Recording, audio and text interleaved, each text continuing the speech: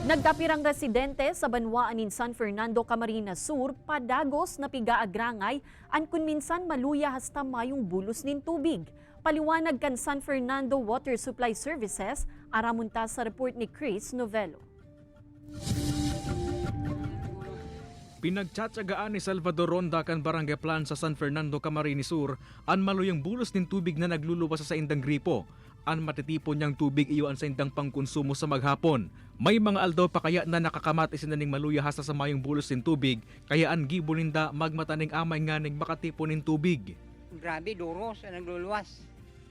Tapos namata kong mga alas 2:30, duros manggiraray. O kaya na kuyan ko, namata ko mga alas 4 na, yan may bulos na pero maluya. An barangay plan sa sarosan na sa mga barangay sa San Fernando na nakakamati ning pawar-awarang bulos nin tubig. Paliwanag kan San Fernando Water Supply System day pa kaya nakaka-recover an sa indang spring source. Ninhuli sa namati ang tig-init kan mga nakaaging bulan. Day man subot sufisyente ang ibinubulos na uran nganing madagdagan ang level kan tubig sa indang spring source.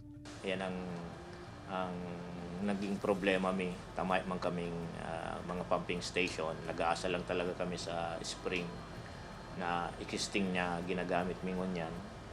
So kung ano lang talaga ang pigaano kang source, yan lang talagang nai-distribute mo sa tubig. May long-term solution ang opisina nga ning masolusyonan ang nagrangay kan mga residente siring kan pagkonstruhin ng water impounding system imbes na pumping station. Pigsisyerto man kan opisina na malinig ang tubig na nakakaabot sa mga kaharungan urog na ngunya na tiguran. Kaibanan si Jovel Obiso, Chris Novelo, Balitang Bicolandia.